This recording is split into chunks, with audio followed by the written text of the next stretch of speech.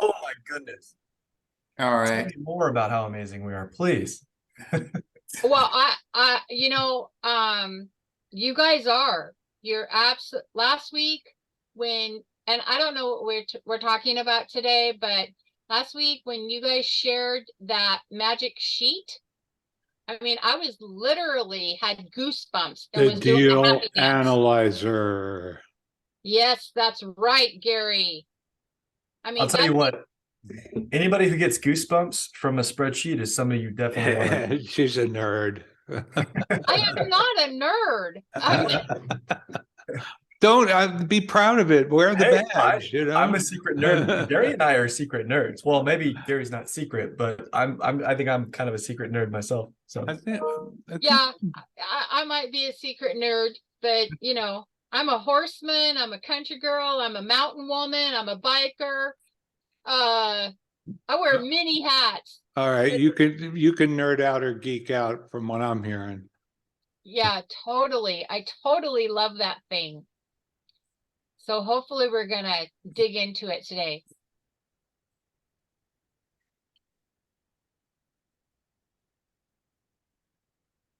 Gary, how you doing? Hold on, I just want I feel like Wednesdays are back to back to back, and then we have this meeting. to. Oh my gosh, I just did a novation contract for someone, and it's just amazingly involved.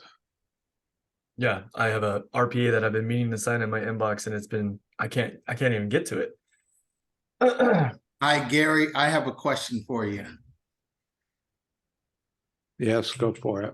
Yeah. So, what is a novation contract? I heard that term in a Facebook group a couple of weeks ago talking about doing novations. What is a novation? A novation agreement. Novation simply means, in legal terms, replacing one for the other.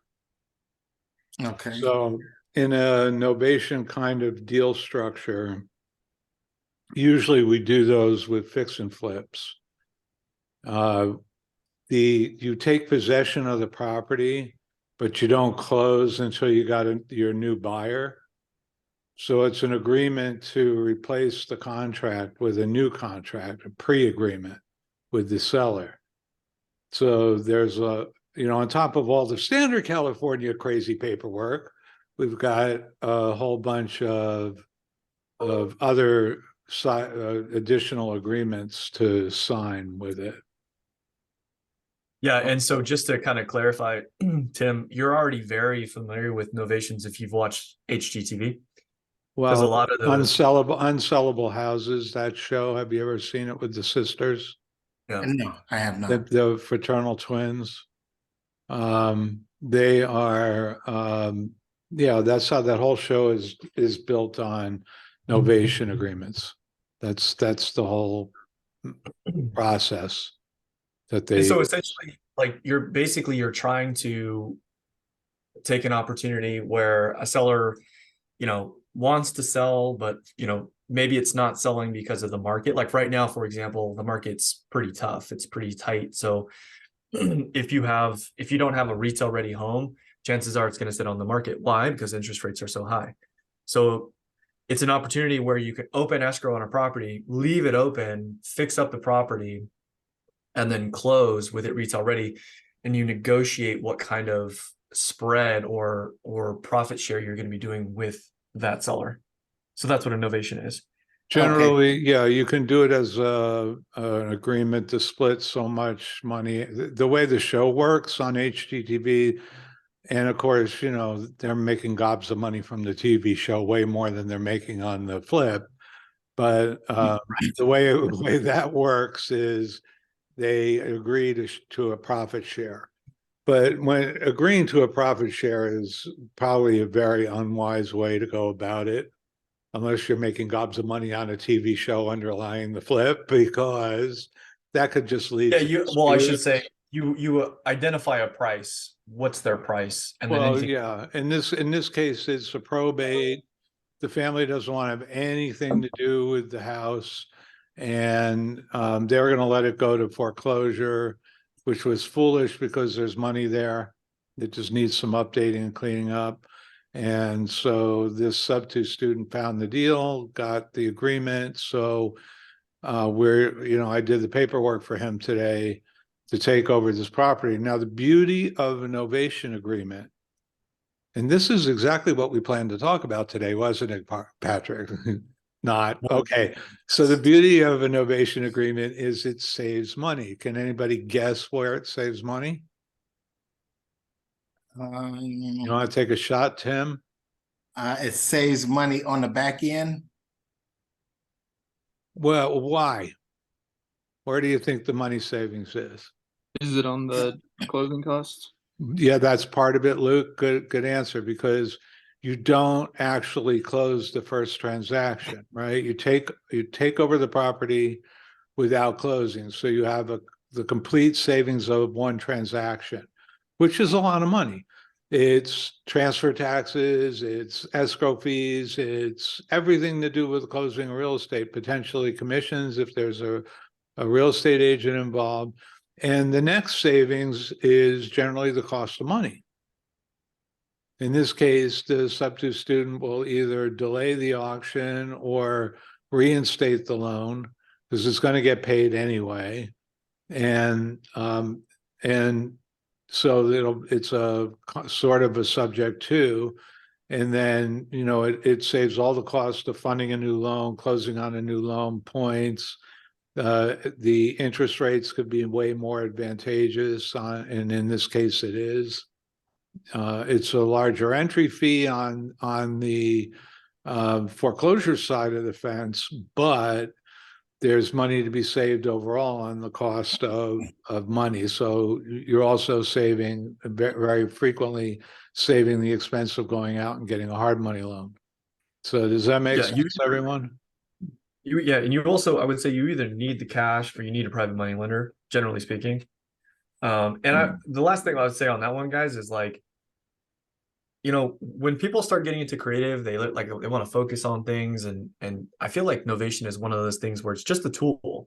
It's just a tool that meets a specific criteria that, for whatever reason, maybe there's no other exit strategy that you can use, and then you access the Novation, right? So it's not like, personally, I'm not like looking for novations. They kind of just happen. And I feel like most of the time you guys should be just focusing on cash deals, simple subject twos if you can come across them, and if you get advanced seller finance and hybrids. But I love how we start these conversations with advanced techniques. What are we talking about today? Well, weren't we thinking of maybe making a call or two? Yeah, I think we should take some action. Would everybody like that if we do that? Teresa's asking for private tutoring here. Private tutoring? Yeah. Patrick, can we do a quick call after the meeting? She wants to pick your brain. Oh man, I would love to. I want to figure out how that brain works one of these days. Me too. I would love to know myself. I don't even know how my own brain works. Looks like somebody attacked you with the scissors this week. Here's what I want to do, Teresa. I want you to bring those questions to the meeting so that everybody can benefit from them. Oh, well, I can talk. Yeah, let's launch into it, and then we're gonna take some action today. So what do you got for me, Teresa? Okay.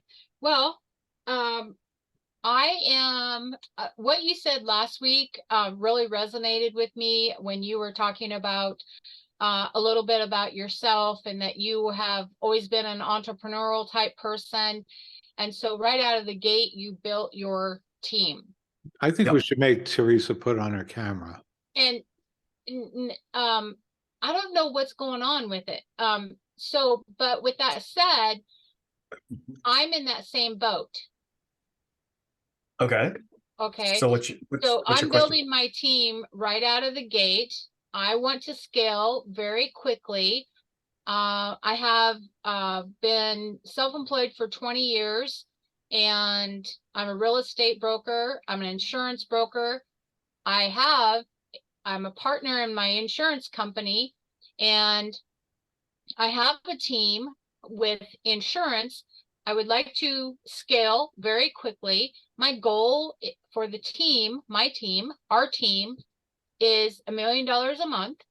And so what I'm doing in this week is contacting people, i.e. you and Gary, and asking you what that looks like for you, for your team. You know, businesses scale differently, Teresa.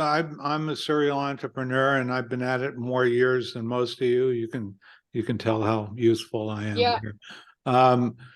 Every business scales differently. I'm struggling with that same question right now with something I'm working on.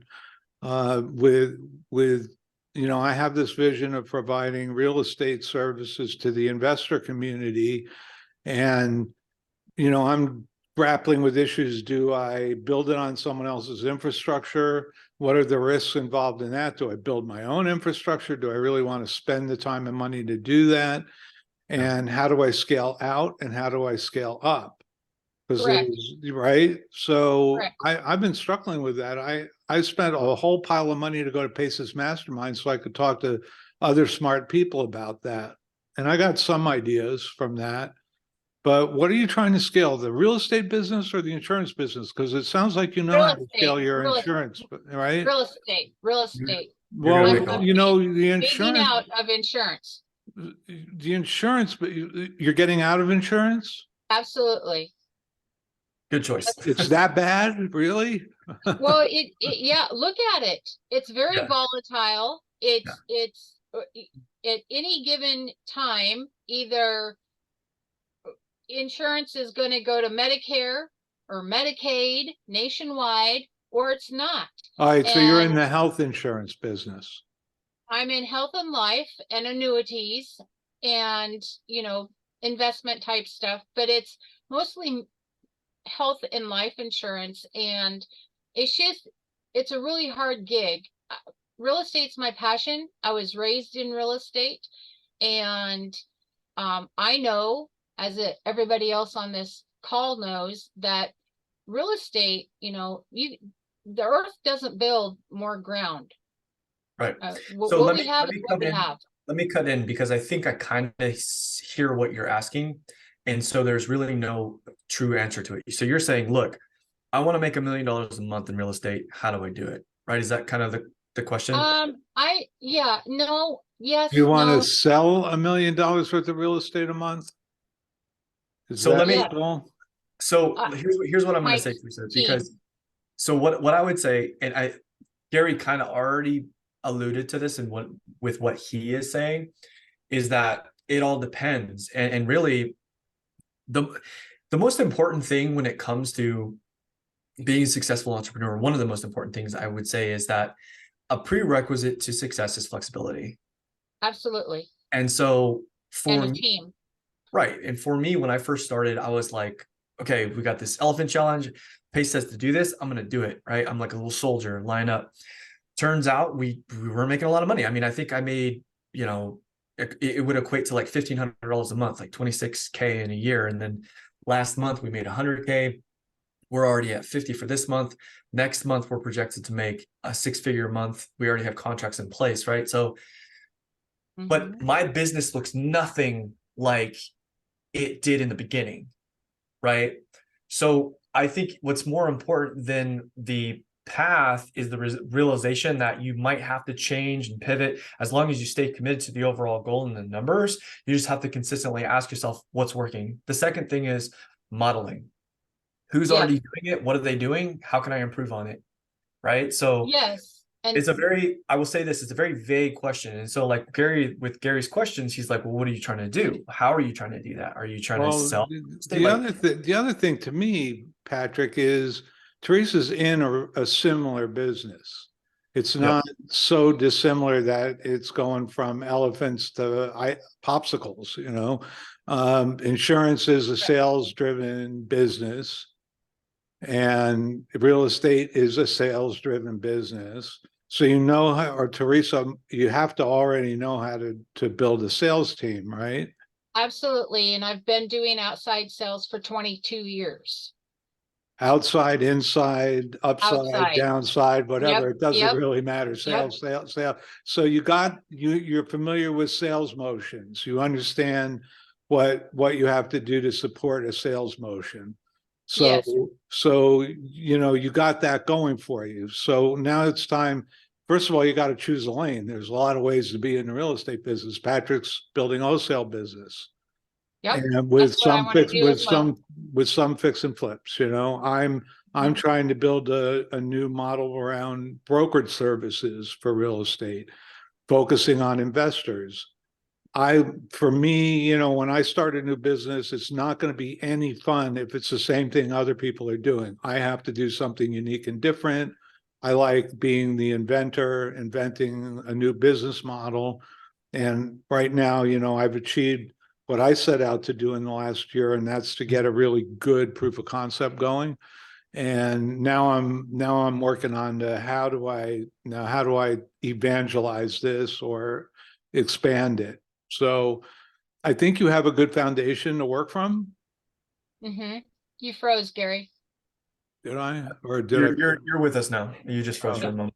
It was just a momentary freeze, maybe a hiccup. Okay. Yeah. All right. Yeah, I do that from time to time. I just freeze. Anyway. That Yeah. all being said, Teresa, do you have a more specific question to that end goal? Uh, sure. So the specific question was, or is, I should say, you know, coming to the table with, in also being I've started many businesses in the past, and I always do a lot of research, and I ask questions of people who are successful, I should say.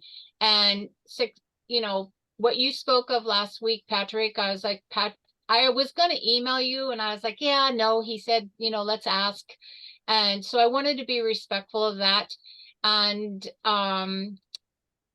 I've asked a few other people what their business model is and what their projections are and their goals. I'm very, very goal oriented. And so in order for the team to get to $1 million a month, that's my end, that's my vision, that's my goal, that $1 million a month. How do we get there? How many people do I need to be on the phones? How many, and I have multiple streams of leads. I want to start this with wholesaling only. I want to use realtors. I feel like that's low-hanging fruit. I am a real estate broker, and I speak the language. I know what it looks like inside the office. So I have all those things down pat, but I guess I just want clarification that I'm on the right path.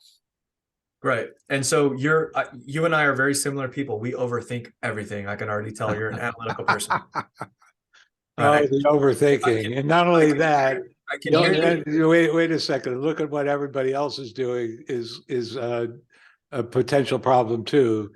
So Patrick, I'm going to tell out of school, but I watch Patrick go through, look at what so-and-so's doing. We should do that. And then, Right. oh, look at this one. He's doing this. Look, maybe we should do that. And then, but what you ended up doing is your own thing. You found your own groove, right? And so, right. And so, Teresa, you're not wrong to think the way that you're thinking. In fact, like I said, you and I are kindred spirits. We're analytical people. We like to see it. We want the map. We want the blueprint so we can go out and crush and dominate, right? The thing is that there is no answer for your question, because everyone on your team is going to have a different skill set and a different consistency level and luck, right? And so those are things that you cannot measure. However, you can measure things that are objective, like how many phone calls were made, how many text messages were made.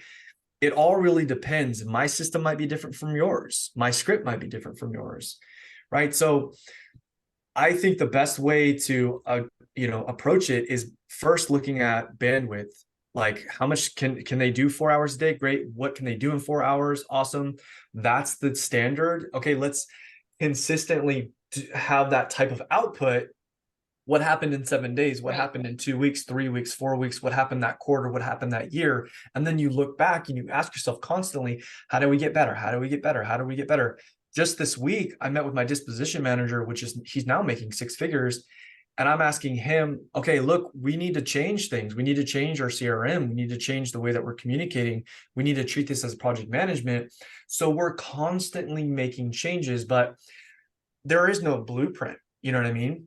That's all marketing hype, right? Like you just need to figure out what's possible with the team in terms of what they can do and stay on top of the tracking to figure out, Okay. all right, what does our trajectory look like? And because you know what, Okay. Teresa, you might set up a plan for $1 million a month, and then you might make $1.5 million, right? And then you'll look Right. back and you'll be Right. like, well, the million Damn, doesn't we make- did 1.5 and our goal was 1. We're really off Right. target, right? right. So, Well, like, okay. but in my There goes mind, that KPI. listen, if I make 1.5, that million doesn't make any sense. And now I'm stressed out because That's I'm right. like, I could probably That's do right. more. Right now, That's I'm right. thinking, how do I Yeah. hit that number? So, anyways, I hope that helps. It's a very broad question, and there's really no specific answer to that. And Okay, I'm gonna Teresa, ask it's you an a specific- iterative process, and you know that in your heart of hearts, you Yes. know that. So, Yes. So, yeah, I want to ask Patrick a specific question. Tim, please write this down. Patrick, Okay. are you guys partners? Yes. Clearly. yes. So, Patrick, on your Patrick, they've infiltrated. you have no idea, Gary. You said that you have 6 figures this month. Is that correct? Last month, we're at 50K currently, and we have 6 off-market properties in the pipeline. I don't know when they'll close. And then Okay. Are you counting your figures before they're chickens? that's projections, right? Mhm. So you never know. But if we get it under contract, we're above a 90% close rate. Right, that's great. And so with that said, not people, not mouths, but hours. How many hours did that take for your team? I don't know. I don't track that. All I track is they're on a, eat what you- 1099 organization. yeah, they're eat what you kill. So it's like, look, if you want to Right. make money, this is how you do Yes. it, guys. Yes, And absolutely. I'll tell you this, Teresa, with that model, you've got a lot of churn, but the upside is you don't have overhead, Right, got but it. you I do have that with sweat equity, insurance. I right? do And that with insurance. I've been through 30 people so far in the last 10 months. Yeah, you have. So Yeah. Definitely have. Yeah, be and ready those for that. 30 people take a lot of your time and energy. Hey, that used to be my biggest thing because I took this journey with Patrick through the early months, and I used to constantly yell at him about overthinking it. Stop overthinking. Start taking action. And Yep. that's what you got to start telling yourself, Terry, is to take some action. Yeah, well, I'm Then come taking back it. and ask questions. Don't ask for a roadmap. Take the first few steps, get out that machete and chop through the brush and do what you have to do to find success. Right. Yeah, I was just wondering, I was hoping he could give me a daily hour count. That way, that would give me a projection of the number of hours, man hours I need on a daily. But I'm just gonna go for the stars. Yeah, you're way too deep in the weeds. you gotta start. You don't have. How do you, like, if you're somewhere and you're driving, right, and you don't know the area, you use GPS, right? Well, how does GPS tell you where you are, what direction you're heading, and how fast you're going? You need 3 satellites to triangulate all that information, right? So you need to know what your goal is. That's your destination. And by the way, that'll change, and that's okay, right? You need to know what direction you're heading in, and that's basically like, what are you doing currently to get to that goal, right? Mhm. And then you need to know what outcome came out of that energy, and that's your speed. Correct. Those are the 3 satellites that you would actually need, right? So the destination doesn't matter right now. Yeah, okay, I shouldn't say that. It does, because you work backwards from it, but it's going to change, and that's okay. You got to jump in and take action and take less time overthinking how many man hours, and figure out, what did we do? Like, for me, it's just like, what are you capable of? with all my team, and then great, let's get realistic. Okay. Then I can look back on, well, they said they could work 3 hours a day. How many calls, how many text messages went out? Right. And now we're down to 4 really strong producers. I was over 30 at one point in time. Right. So anyways, let's jump in. And speaking of action, let's take some action right now. Hopefully that was a valuable answer to the question for everybody to hear. Thank All you. right. Yeah, of course. So Gary, I know you were going to bring some potential deals. I don't have anything specifically because I've just been busy, but if you've got something, that's great. If Yeah, I'm everybody, in a similar boat. I do have one call I'd like to make, and maybe people want to listen in. Just calling a realtor to find out they've got a property that they might be willing to sub to. So I just want to find out. What's kind of weird about this is that the property's in a coming soon state. It doesn't go live till tomorrow. So I'm wondering where the motivation is. So I just want to find out where the motivation would be for this seller to do a sub to. cool. I know people like to talk about this stuff, but in the end, it's all about the sellers. So I'm going to mute the meeting. I mean, mute my audio on this side. So if any of you sneeze, this agent on the other side won't hear it. But I'm going to go ahead and give this guy a call. And we'll see how it goes.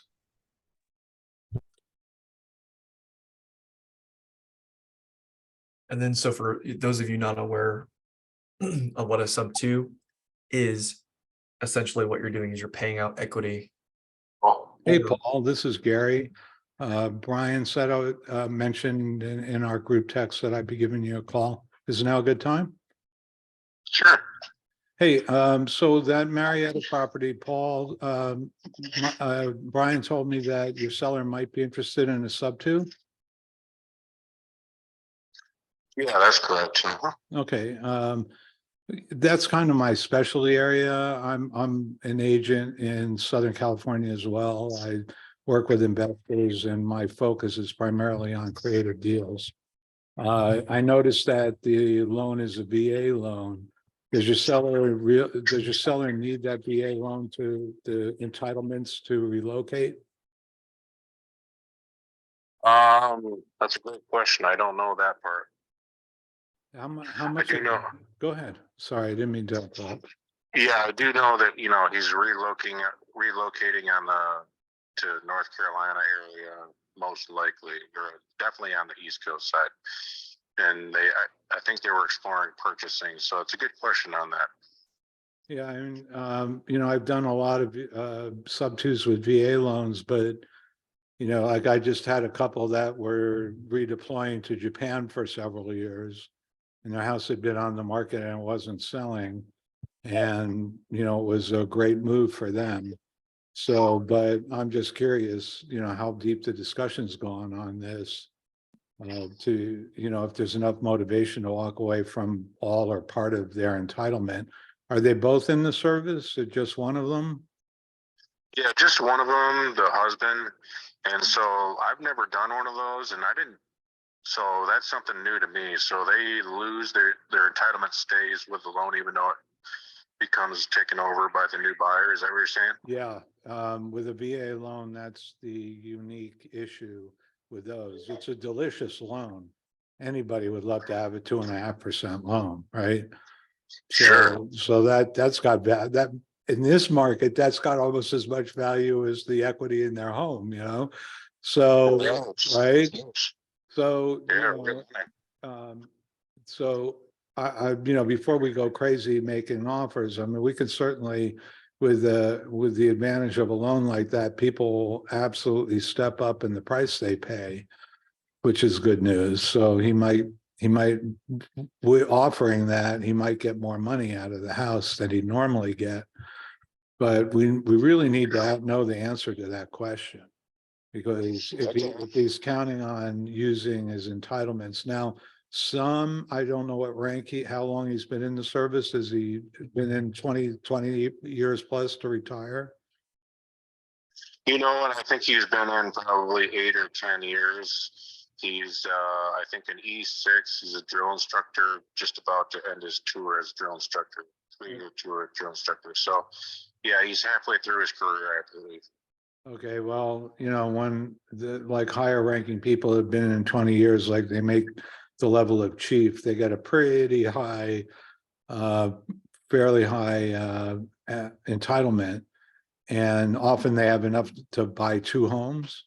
So he would know what his entitlements are. Could you do us a favor before we go spin gears and waste a lot of people's time? Could you have that conversation with him and ask him, you know, what's his, and of course, North Carolina, depending on where he goes, the property values are a lot less than even Marietta, which is what I consider reasonable price homes. So, right, so he might still be able to squeak it through. I don't know, Okay. but Yeah, I'll ask him about that. I'll ask him if he's truly looking to buy and what price point, and then kind of go from there. Because are you savvy enough to figure out what his entitlement left is if he owes 451 principal right now? well, he'd have to, he can do that on a website. He should be able to do that himself. Yeah, most of the enlisted people know how to do this, including the vets. They go on a website, they enter, because it's based on rank, years of service, and where they're buying. So it's there's a yeah, so there's a CPI element to it. So in North Carolina, it would be a lower entitlement than California, where the cost of living is higher. So the best for him to do is just go on the website and it'll tell him. But he may have. I don't off the top of my head. I wish you know what, that would be a good thing for me to have handy, wouldn't it, Paul? Well, I mean, I would be looking when I get off the phone. I'll be looking for something like that so I can give it to him, because he's still out in the drill field. He doesn't have a lot of time sometimes. Well, you could probably we could probably Google it, you know. Yeah, I'm just gonna search once I get off the phone for There's it. probably a whole bunch of lenders that have that on their site. Right. Yeah, it'll probably be something like VA entitlement, left eligibility, or something. Some of those words. Entitlement calculator, Yeah, something like that. something to that effect. Yeah. Are you searching But I it? can definitely find that. I can definitely find that out. That's a good piece of information. I appreciate you, spending your time to at least tell me about. This is all new for me, but I just want to get this home sold for my clients, and so do whatever we can. Well, putting that loan into the mix is certainly a great way to make it extra delicious property. So. Oh man, 2.5%. I mean, nobody has a $2,600 mortgage. You can't even rent a house out here for that much. I know, 2.5%. Well, I've got an APR of 278 on my home, but it's almost paid. So the beauty of it is going to be gone soon. But yeah, I know how nice those under 3 rates are, and they're pretty rare. So he financed that at just the right time, but he's going to have to walk away from it too. There's also potential to monetize that for him that we can talk about, but let's find out what his goals are before we waste everybody's time. All right. Yeah, definitely. And then I'll find out if there's that one of those websites for him. Okay. Great. All right, Paul, I really appreciate your time today, and you have my number. When you find something out, either call Brian or me. Yeah, no, sounds great. I think Brian has a ready buyer. Yeah, he's been really good so far, and so I want to give him first dibs since he's been patient so far. And so, no, thanks for your information. Yeah, Brian's amazing. Love Brian. Okay, we'll talk soon. Thanks, Paul. Okay, thanks a lot. Thanks a lot. Bye. Bye-bye.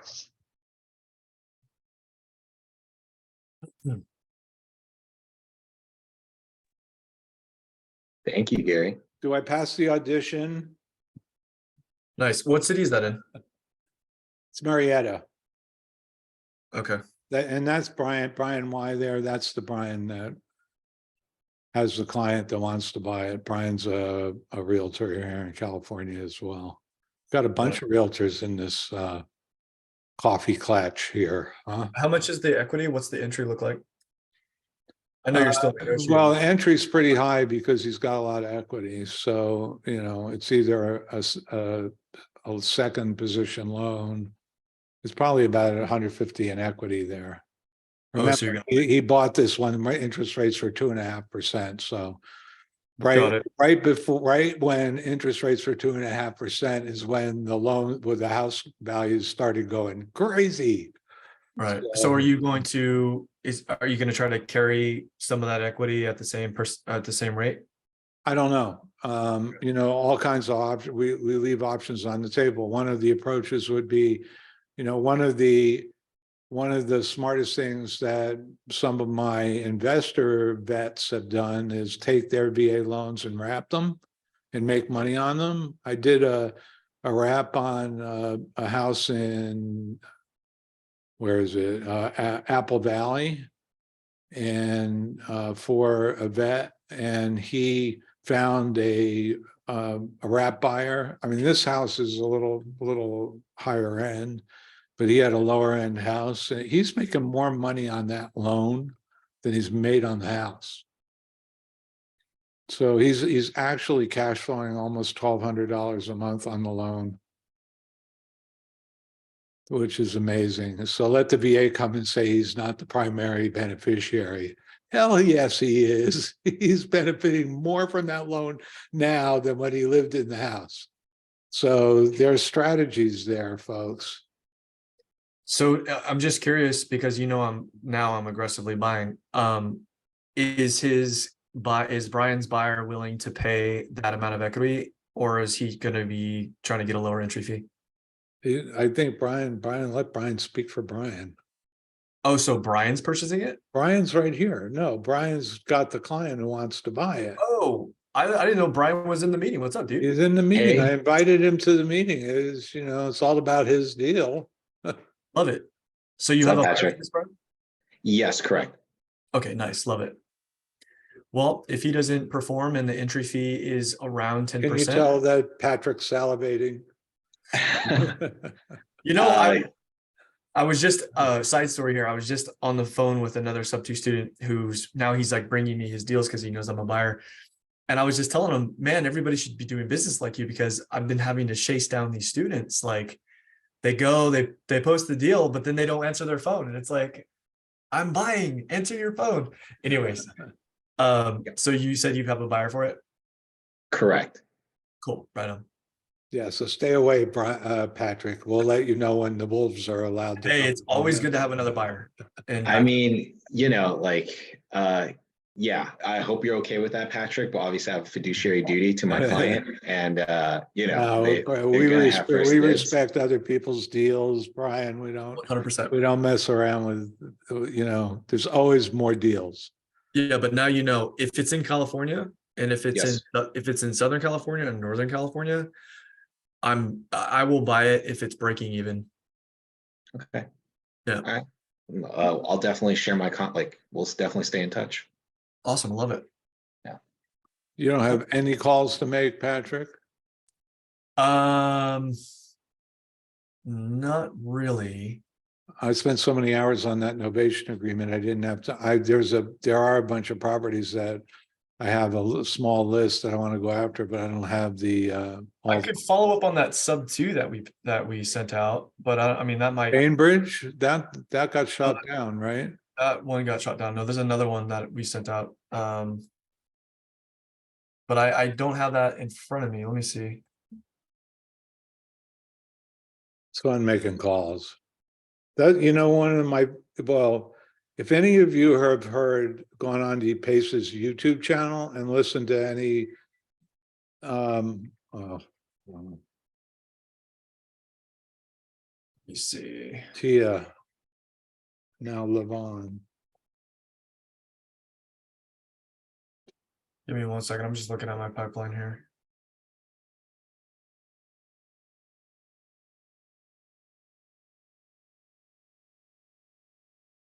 Oh, the one in Elk Grove. That's been a while. It's just been a few days. Seems like a century ago. Genie Pack. Did we make contact? I'm pretty sure I emailed her, right? I do all of, Patrick and I work together on all of his creative deals and occasionally on wholesales. I feel like, no, this isn't the right one. And I don't know why. Oh, because it's in this, it's no, Yaniri. Remember Yaniri? You know, let me get to my, I have a Here, bunch of deals. I'm just gonna call him. While you're at it, you can tell me about a couple of these deals that are still hanging in my CRM.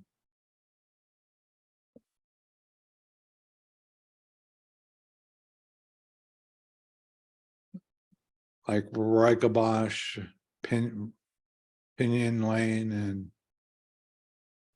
there's one in Oakland that's sitting in here.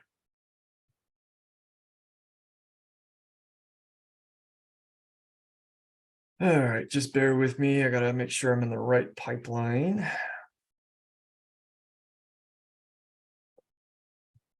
That's English for Pipolini.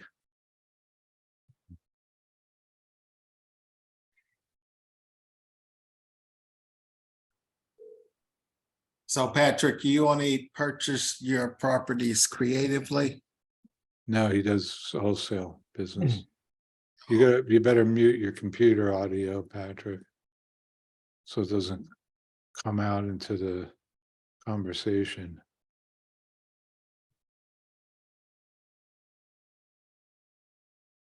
Oh, 7, 6, 1, 1.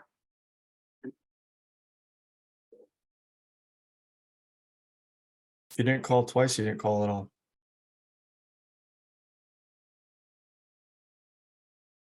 So Brian, the entitlement question is a big key for that deal, you know? Yeah, because that is, you know, that's a 1, really 0, 7, 6. Unless, you submitted know, both the of them. buyer would be willing to put, to pay a little, you know, pay a point or two over that, which would make it more attractive to the vet, because he'd be getting cash flow on it. So, you know, there's a possibility, and your buyer would still be saving a shit ton of money. Yeah. You get a much lower, like you could give him 4.5%, let him make some money on it, maybe bring the price of the house down, give him that monthly cash flow. That might, especially if he's retiring, that might be more tasty for him. So even if Yeah. payments are used up, doesn't necessarily mean that we can't make a deal. Exactly. I think that's a very important question as far as us finding more of the bunnies in regards to the seller's motivations and needs. So I see you've heard Pace's bunny story. Bro, I go looking for bunnies, man. That's all day. Bunny hunters. Gotta Yes, find the indeed. bunnies, always looking for the bunnies. And that's a nice way to talk about motivation. It's a lot fluffier. It's a great story. Yeah, it's a lot fluffier. But yeah, I think the ball's in the listing agent's court to investigate and get more information for us to you know, put together the best bang up deal. Well, you know, it sounds like you've won Paul over. So the next step could be we get on a conference call with the seller, with Paul, and we talk through possibilities. Mm. You know, that's unusual. By the way, people, it's really difficult unless any of you tried to ever talk to an agent seller, punch through that veil. It's an extraordinary thing to get to, but it happens all the time. If you get people confident that, hey, these people know what they're talking about. All Paul would have to believe is that the conversation would be more productive than if he had it by himself. And that shouldn't be too hard. I think he's been set up pretty well now. Yeah, I've been pretty fortunate to build good rapport with him, and he seems open and coachable. So yeah. Let's see where this one goes. Yeah, I think there's potential.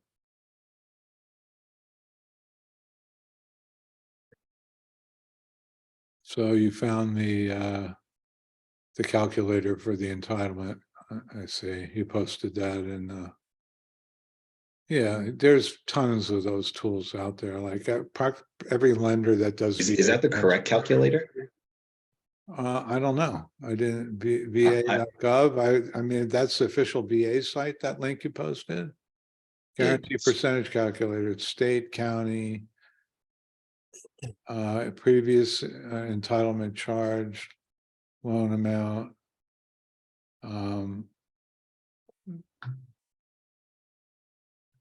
Yeah, I mean, where it says previous, so example 0, but I think that it would need to sign in or register. You need to provide more information than just that. Mm. Because it needs to know how many years of service, stuff like that. But has this been valuable, people? Are you picking up some golden nuggets here today? Do we want to go back to the question and answer format, Patrick? Yeah, you know what? I want to hear like what people are working on and what's stopping them from getting a deal. Like, I want to actually help somebody get a deal. So like, what are you guys working on? What's stopping you from getting a deal? What are your, what are your obstacles right now, guys? Either unmute or let me know in the chat. And if you want us to make a phone call, we'll make a phone call right now. Hopefully it's not a skip trace direct to seller list. Is that what you guys, is that what you just sent me, Tim? No, Tim, did you send him your list? no, I did not. No, I sent you that list, Patrick. Right. Is it, I don't see numbers on that. So it's just a short list. There is I think 6 on there. And Are it these was active? Chicago vacant. Okay. And I sent, there's 11 total on there. And Tim, were you able to call on any of those? Were you able to? I was able to call some of those, but they weren't the right numbers. That's why I'm having a problem with the skip tracing, because I did the what's that one? I went on to Ben Verified, and I also went to True People Search, so that they weren't the correct numbers. So that's why when you asked me what was I working on, I was trying to get the right numbers for that particular property. Did you happen to go into Zillow and punch in the address? No, I did not. So do we want to try doing that? Are they on market, off market, Teresa? They're on market. If they're on market, you got to talk to agents. Yeah. That's right. That's so right. This one was sold. So Brent says he has problem with red agents. I have problems with stupid agents. The red ones I can handle. The dumb ones, red you can cool down. So here's dumb is forever, Teresa, I'll dive into that in a second. Let me expand on the only problem is I have red agents. Yeah, so let me expand on that. You got to remember, guys, that agents are getting hundreds of text messages and calls like on a weekly, daily basis. So the way that you present yourself is everything, and your intro is everything. So typically what I say when I call an agent, I say the same thing pretty much every single time. I'll say, hey, John, I'm calling about your listing on 123 Main Street. Do you have a couple minutes? Okay, great. Listen, I'm buying in the area. That's my intro. Yep. Okay, I do not say the word investor. I would stay away from that word. Okay, don't say that. Just say you're buying. That's what they want to hear. They hear buying equals performing, performing equals commission, and a happy client. I want to talk to this person. And I just want to interrupt one thing. Red agents are mean to other agents too. It's not. Well, it's not you. What I want to say is that if you're approaching an agent the way that everybody else is approaching, you're going to take a normal agent and turn them red. That's the point I want to make, guys. So you got to get to the point real quick, and you got to, use your voice. Be happy if you're, monotone and you sound scripted and you're going through the same, they're just like, God, next. And yeah, I would get frustrated too. So if you sound confident, happy, like you're not going to waste their time and you're going to be somebody who might perform at the end of the day, they're going to be way more willing to talk to you, right? If you get somebody who is, short, then hey, look, I don't want to take too much of your time. I just got a few quick questions. If I need to get back to you, that's fine. And if they're like, look, I'm not an expert, I don't know anything about the house, that's who you're dealing with, and that's okay. Be like, okay, is it okay if I send you my email address so I can look at the disclosures? So at least then you're getting some type of information from them. And maybe you're just catching them at a bad time. Okay. So not all agents are red. Sometimes they turn red because they're getting a million calls. All right. So I'm going to share my screen. Let's take a look at what she sent over here. And nobody steal these. These are Tim's. Well, we're only looking at one, right? Are you gonna, Well, I got to find one that's on market because that one just sold. So I'm going to quickly just copy and paste these. Lafayette, Chicago. Off market. board it up off market? Do these have statuses on them? Let me see. Yeah, it has statuses. But I sent these to Tim. Tim, when did I send these to you? Like 5 days ago? Yeah, There's only one showing MLS active there. Yep, I'm gonna go to that one.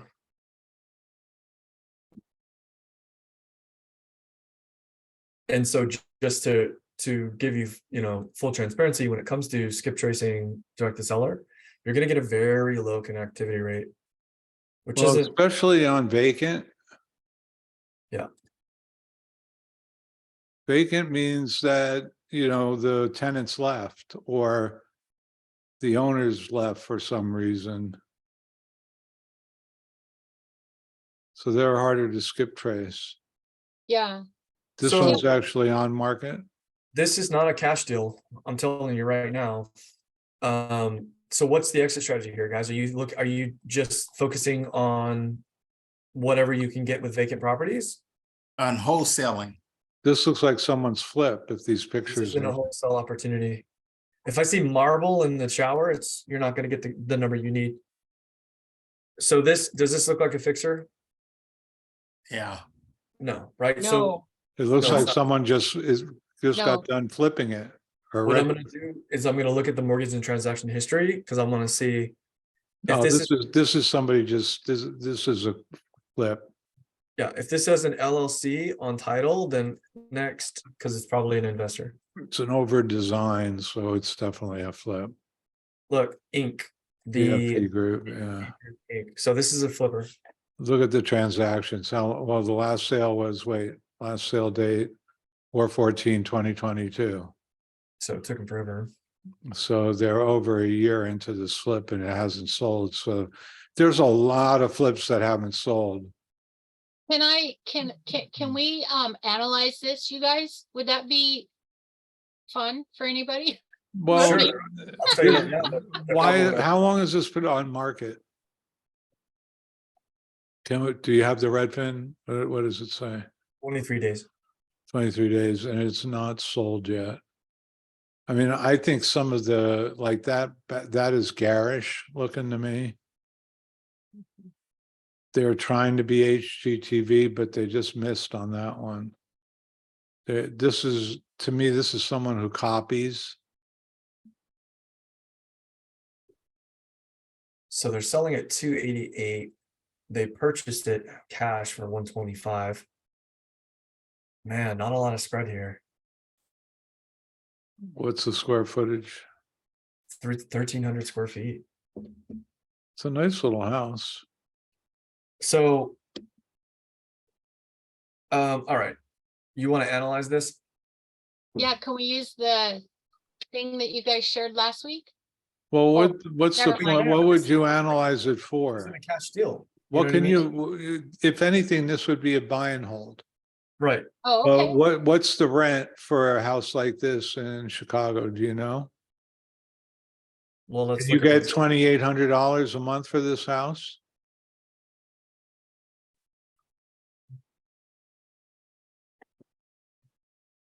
Yeah, I was gonna say, I always use Zillow. I like the MLS myself, but that's because I'm a realtor snob. I was just gonna say, stop being so snooty. Okay, so it's a 3-3 single family home.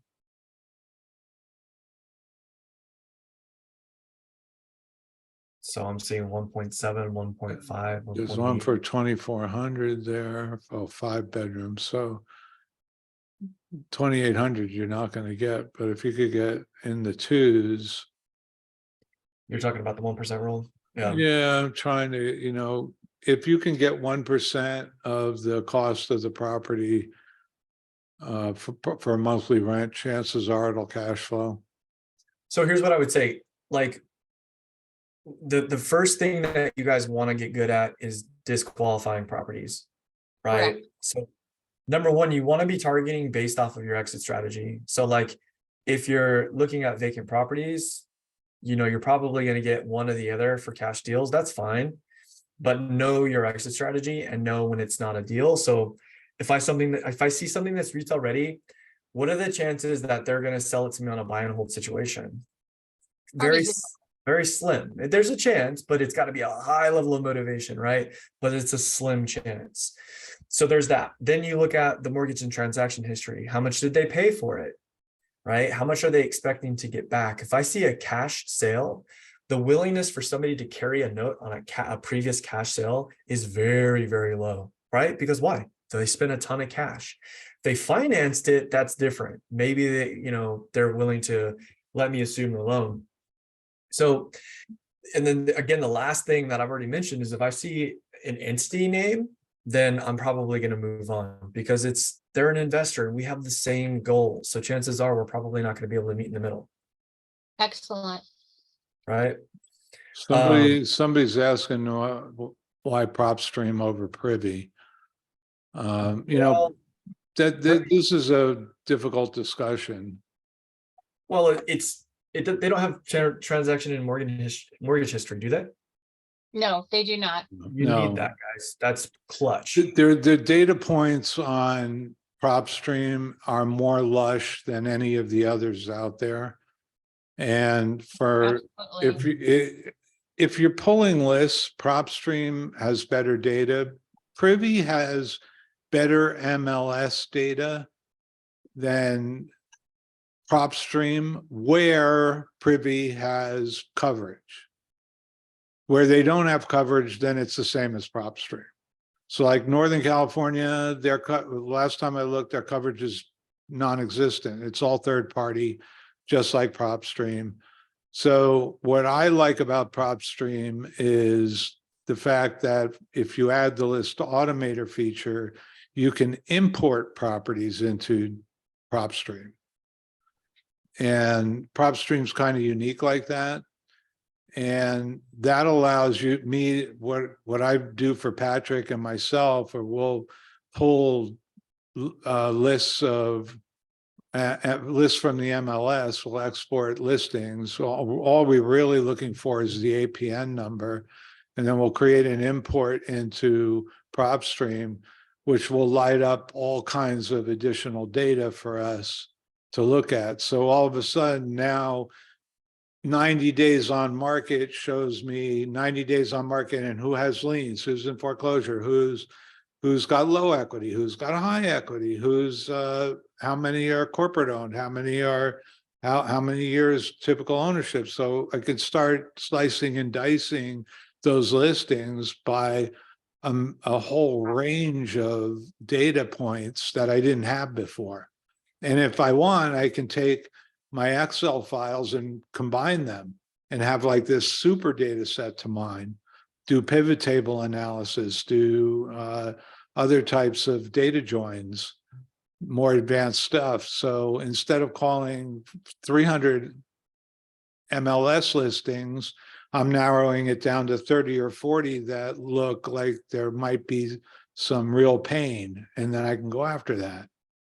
So, I don't need a VA to dial 200, make 200 calls to get an answer. All I have to do is get a realtor to pick up a phone And I already have more information about that property and that seller than sometimes the realtors have.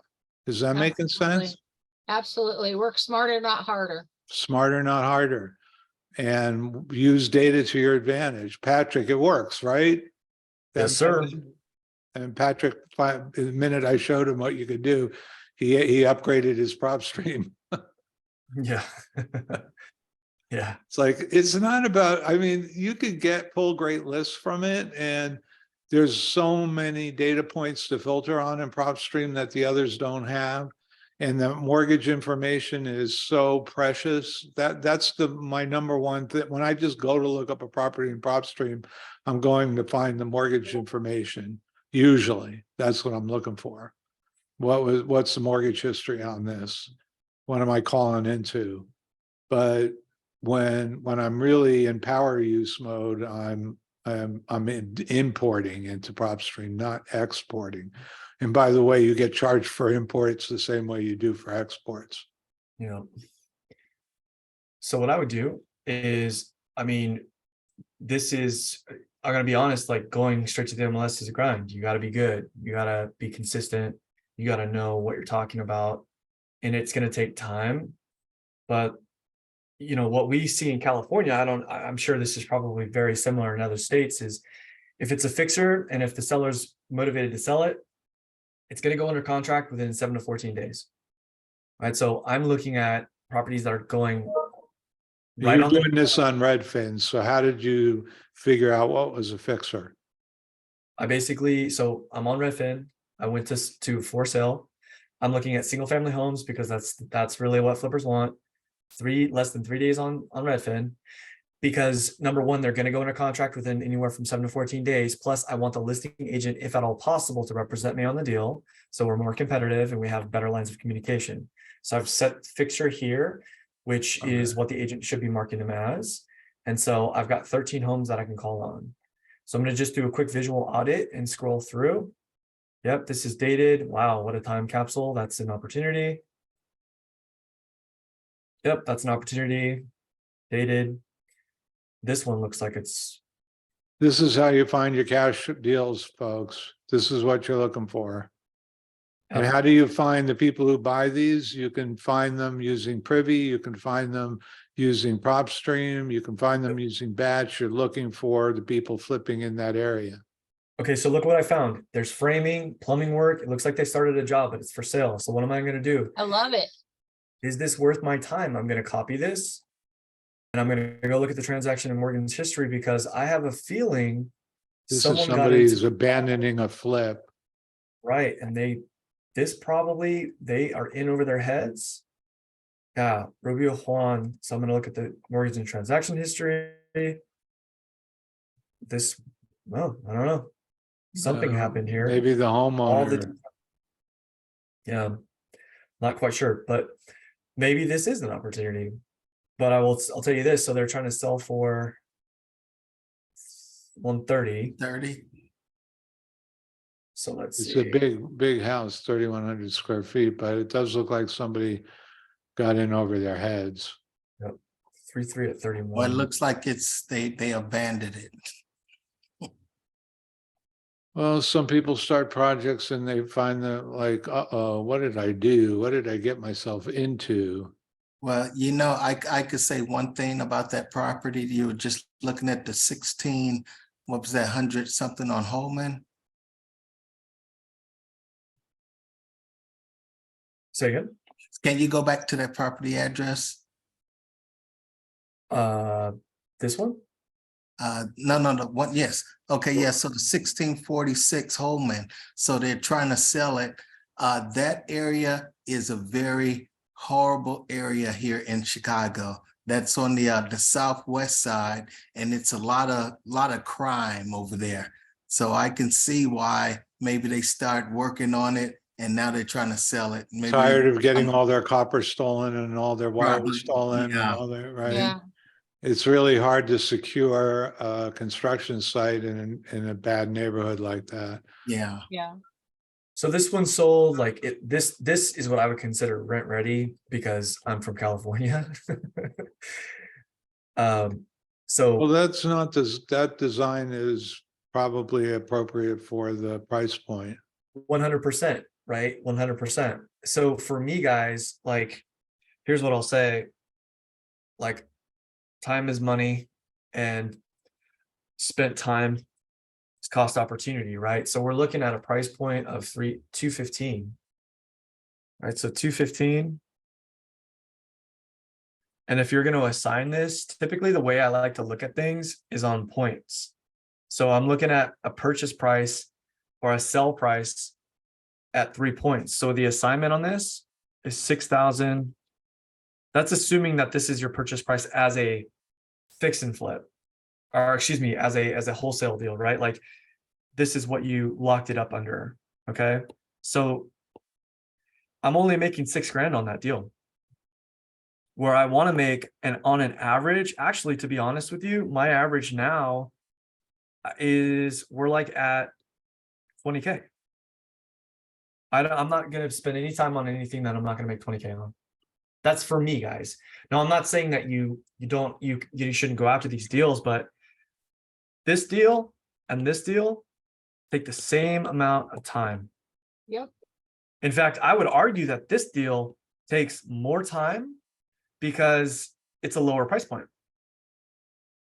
And every single penny stings more, right? You're going to have an easier time on a $1 million property getting the price down 100K because of ratios, simple math, right? So again, I'm not saying that you guys, like, I don't ever try to dissuade anybody from any market ever. You should do what you're going to do. But for me personally, I look at price points, especially if it's on the MLS. Like in Sacramento, for example, I am buying personally in Sacramento. However, if it's a cash deal and somebody's bringing me a deal and it's on the MLS, I'm like, no thanks. I'm not even going to look at it.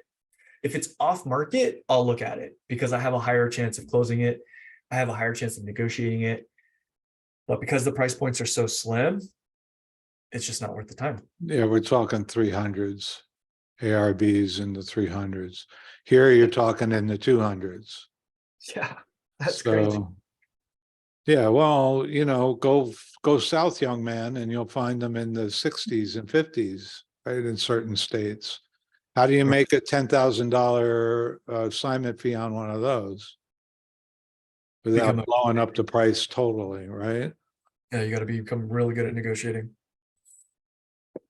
And guys, negotiating is knowing your numbers, right? Like understanding how to underwrite this. How much does basically what we're looking at is your purchase price minus your closing costs. So that's commissions and closing, everything that you're going to need to spend to sell that property, right? Minus your assignment.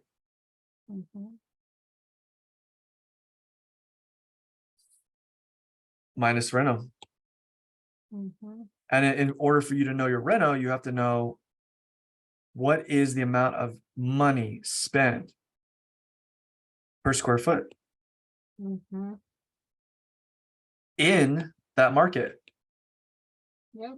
So in California, if the price point is anywhere from like 150 to, I would say, about 300. No, I would say probably 4. So if we're somewhere in here, you could probably spend like $30 to $40 a square foot and still get away with it based on the market. Now, if it's like anywhere from 5, I would say like 5 to 8, you could probably spend anywhere from 60 to 70 square foot. And then if it's 800 and above, I mean, you could spend anywhere from 80 to, I mean, if you're doing new construction, $250 a square foot. It just depends, right? So this is all contextual. All of these numbers are contextual based off of the situation that you're in for each respective market and underwriting. So purchase price minus the closing, minus the assignment, minus the reno. And that's how you would break down a cash deal. But now, knowing these numbers well enough in conversation when you're talking to an agent, Because what you're going to hear from agents is, oh, this is a great opportunity, you know, and there's no spread on it. They'll tell you, you know, well, they want 500 and you know, the ARV is like 550, right? So you've got closing costs. You have to be able to say, well, look, I've got an ARV of X. Do you agree? Okay, great. Both agree. Well, I've got closing costs at X. I've got my reno at Y, which puts me at this number, right? I'm not making any money on that, right? So you have to be able to have that conversation without breaking rapport, whether it's a seller or whether it's an agent. And the key words there are breaking rapport. Right? Yeah. Yeah.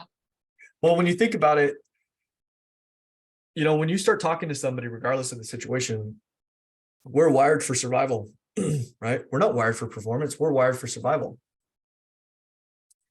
You know, and so people ask themselves two questions, either consciously or unconsciously. What do you want? What's in it for me? So you got to get to that point real quick. And by explaining what your goal is and how you can help that person sitting across from you or on the other end of the phone, how you can help get them to their goal, that's how you maintain rapport. So quite often when I know a seller is way over my maximum allowable offer, I'll use a phrase like this. Look, I understand if this doesn't work for your seller, but this is where my numbers are coming from. And if it doesn't work for your seller, I completely understand that. I'd love to work with you on future opportunities if this is something that they're not willing to accept at this point. Now, if they change their stance at any point in the future, or if you think they will, I'd love to follow up with you. Do you think they're going to change their position on their price anytime in the future? Yes, no, maybe. Then they go into the pipeline. It's either a follow-up or it's an abandon, right? Does that all make sense, guys? Yes. Yep. All right, guys, we went a little bit over, but I didn't feel like we took enough action today. So I wanted to kind of go in a little bit and do some stuff. Let's do this, guys. Next time we are on this meeting, bring us problems to solve, right? Bring us opportunities to call on, bring us stuff that you're working on. And I want to hear, like, really with this stuff, guys, I think Gary and I have very similar goals as to why we're here.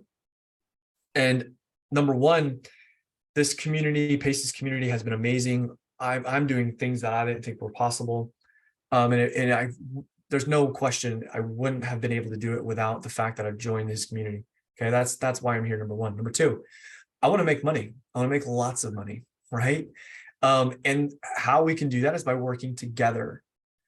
So I need to know what's preventing you from getting your next deal, and what can we do to help you get over those hurdles. That should be the purpose of these meetings, guys. Okay. Yeah, we can geek out on novations and talk about advanced stuff. But at the end of the deal, you have to ask yourself, what are the top 3 things I need to do today, now, tomorrow, this week, next week, this month to make money? And you got to triage, organize that, and start attacking it like you're hungry, right? Like your life depends on it. And that's when you guys are going to start hitting your goals, right? Gary, did you have anything you want to add to that? Gary's already multitasking on his next deal. I got so many texts and calls that I've been stopping. I know, I got to actually sign It's it. like, I feel like this avalanche is coming at me. Everybody like, I need to talk to you now. This is what happens when you have 7 or 8 escrows open at the same time. And you're the key person for all of them. Right. I'm going to put my email in the chat, guys. Here's when it's the appropriate time to email me. If you have an extremely motivated seller and or agent, or if you have a deal under contract. If you have questions, I would love to answer them, but bring them to these meetings so that we can answer them in a public forum so everybody can benefit from them, okay? So there's my email. If you have a motivated seller and or agent, or if you've got a contract and you need help with it, let me know. Yeah, let's call some sellers next week. Yeah, let's do that. Or some agents, let's make some deals.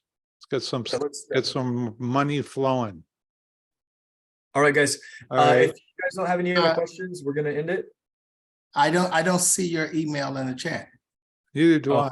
I direct messaged it to Teresa for whatever reason. Oops. That's because Teresa must have been, that's because she direct messaged you. There you go. Okay. Yeah. Also send messages to everybody, guys, when you do that. Okay, there it is. I'll give Here's you mine. Yeah, put yours in there too, Gary. All right, guys. Thank you for all. It's been a lively conversation. Again, I hope everybody got a little value today.